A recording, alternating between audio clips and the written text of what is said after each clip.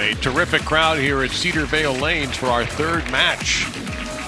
Danielle McEwan seated on the left. As told Shannon O'Keefe, you can start on the left lane if you would please. Danielle, the number 2 seed. Shannon, the number 4 seed.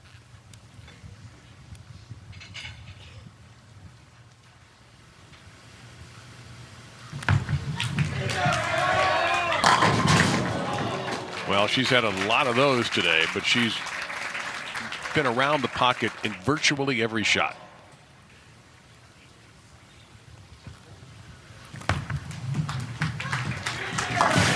Steady as she goes for O'Keefe. We'll see if Danielle McEwan can do something the other opponents so far today, Dasha Kovalova and Brianna Cote, have not been able to do, which has put up a bit of a fight. Shannon's been allowed to start things out, and we'll see what's coming up with Danielle. Ladies and gentlemen, please welcome our number 2 seed from Stony Point, New York, Danielle McEwan.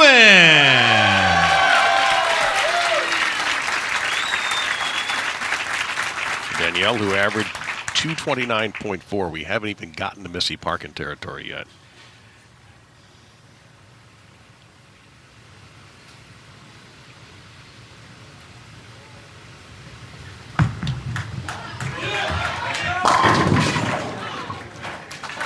Same result as Shannon, that inevitable ring tan.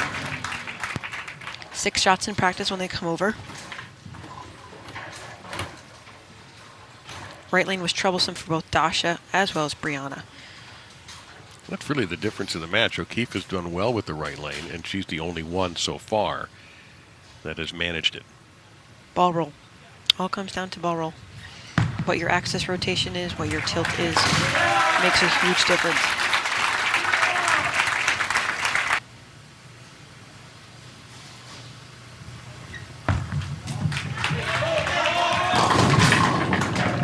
A lot of traffic cleared out there. That could have been a lot worse. Yeah, so there's something interesting. I don't know, but there's a little bit of wiggle. A little bit of wiggle. The ball is coming out of the oil into the buff, back into the oil, back into the buff. So it kind of makes a double motion, almost like a fishtail waver as it's going down the lane. I kind of saw it on that reaction Danielle had. Well, she mentioned she was nervous last week at that Queens event. I'm pretty sure she'll be more comfortable today.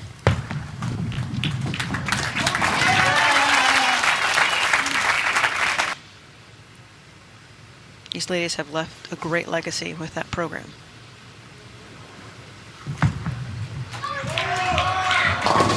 Hicks her. Hey, you know what?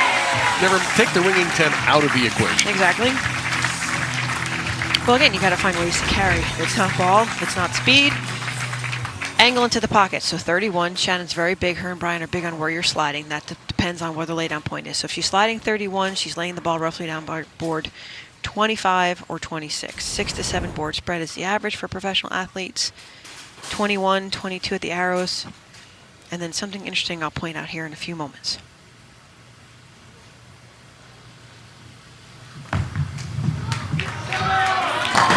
Wow, beautiful.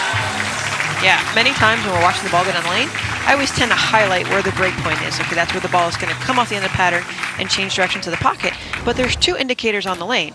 So watch right here. As the ball is going down, you see the first one right here? Here's the first one. So it becomes a box. She's basically fitting the ball in between the center of that box using both indicators to shape the ball at the end of the pattern.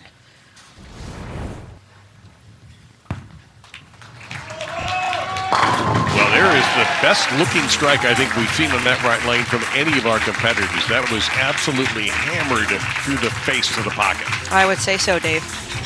Excellent shot. Watch the ball as it goes towards the 8-pin. 4-step approach. 31, 21, 13.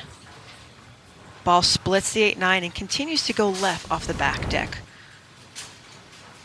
Getting rid of those troublesome stone 8 and stone 9s that plague players from time to time. And you see what Danielle and Shannon have done since the reformation of the PWBA.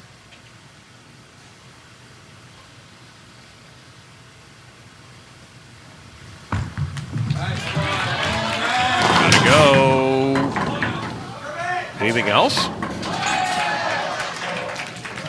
Leaves the 2-8. Not quite lucky on that carry. Yep.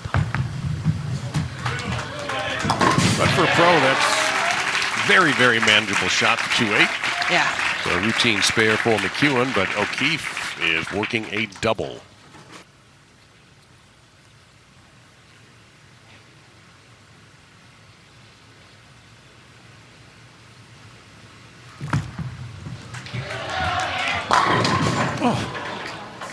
Quitter 10 there. Unbelievable.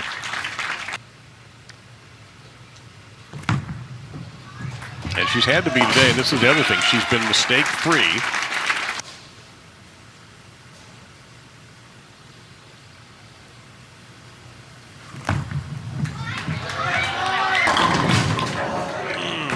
Maybe just a tablespoon high. This is match number 3, Shannon O'Keefe and Danielle McEwan.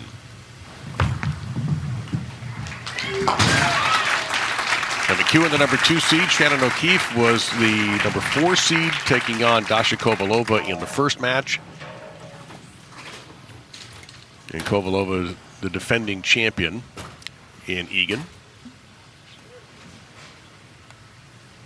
This is the closest that anyone's been to Shannon at this point in these matches today.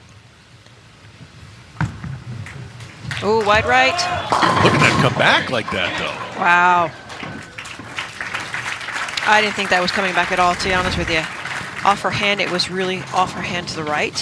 What does that tell you? Okay, well, what tells me is that all the women have been tracking that certain section of the lane, and because of all that traction, it's created a hook spot right in this section of the lane. So the body of the lane allows for the friction or the hook to make that change in direction and bring its way back to the pocket. So that's a good sign. That's a good signal. When you miss right and it comes back, that says, okay, I've got a little bit more room. Maybe I can move a little bit left of my feet, have that hook spot down lane, and use it as an advantage. See what Danielle did on Tuesday night. A frustrating event for her, no question. Quick turnaround. In some ways, that's probably better. You've got to, here you are, you're in a new center, you've got to practice, you've got to qualify, you've got to do this, you've got to do that, and it's obviously paid off for McEwan. There you go. Flush that down. Lane Good number shot. 5, the left lane. Solid ball reaction.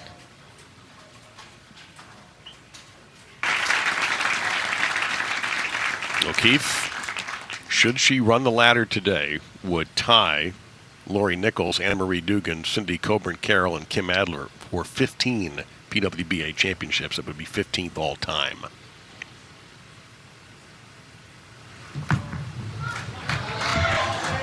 Pretty. Right lane, 10 pin has been her nemesis, makes the ball change there. So goes to the stronger polarized asymmetric bowling ball, makes the ball change, ball starts up a little bit sooner, watch the pin reaction in the back. Still sliding 31, 19-20, 11-12. You can see the kind of the pinkish or red in the ball as it migrates upward, gets in that forward roll position. She liked it off her hand, she knew it.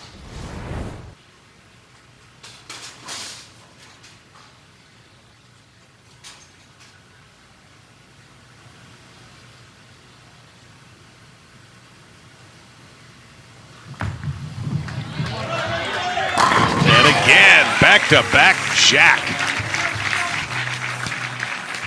Using 2 different bowling balls, sticking with the same ball she started with on the left lane. Different ball on the right lane. There's that fire and that aggression we often see in Shannon when she gets even more comfortable and on a roll to string even more strikes.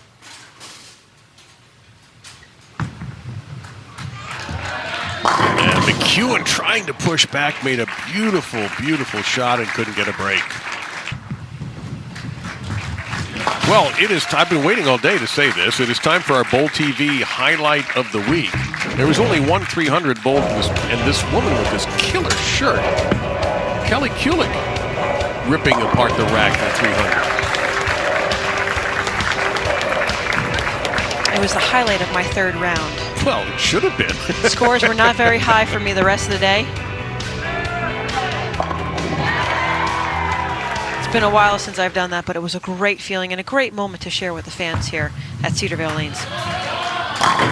Oh, another ringer for Danielle McEwan.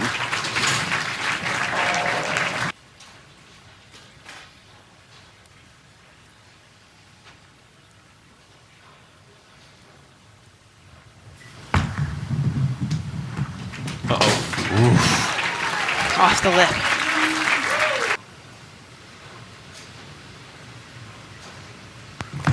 Looking for 3 in a row for Shannon O'Keefe.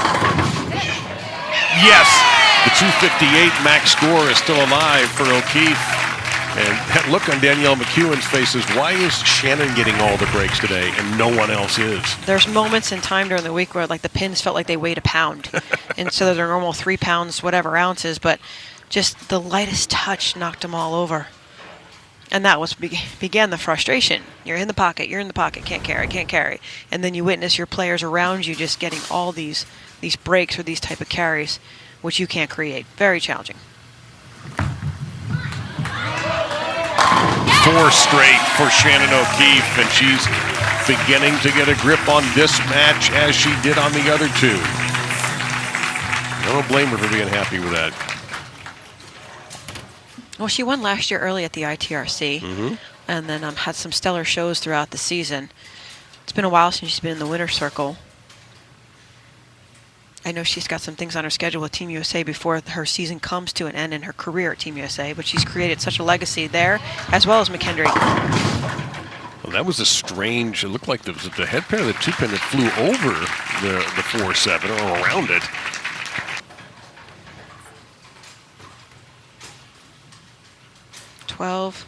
Really, really high in the head pin. Yes, you're right, Dave. The 2-pin just was so high, it wrapped itself right around the 4-7 altogether. Now, you don't usually see a ringing 4-7. No.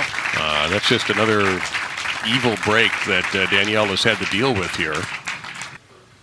I think she's only had something worse than 9 spare or strike once today. Yes. And that was a 7, and she covered. Pretty ball there for Danielle McEwan, but it might be too little too late.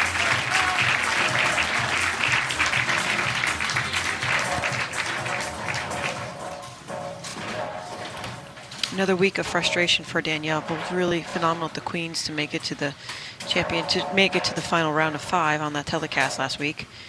Quick turnaround, show on Tuesday night, back at it, makes a show here on Sunday night, and now she'll have to carry this on to the next stop in Florida.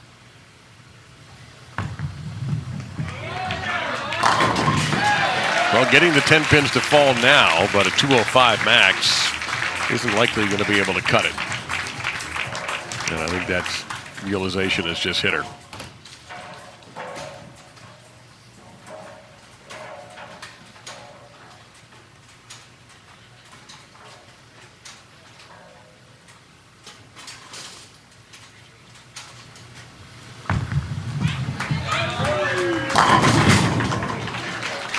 .204 score for Danielle McEwan.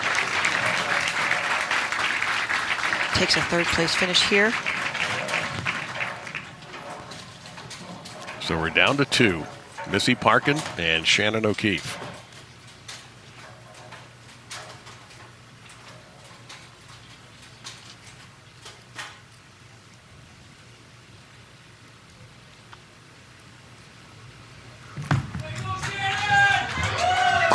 And it continues, the party, the O'Keefe party continues for Shannon. She even almost a Michael Jordan-esque shoulder shrug there after another strike.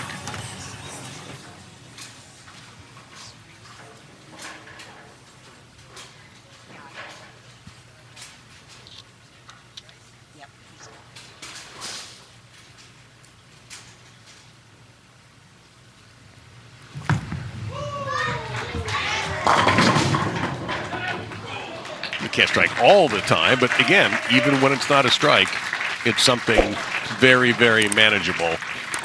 So Shannon O'Keefe, 227, 228 now, more than likely 247 in defeating Danielle McEwan.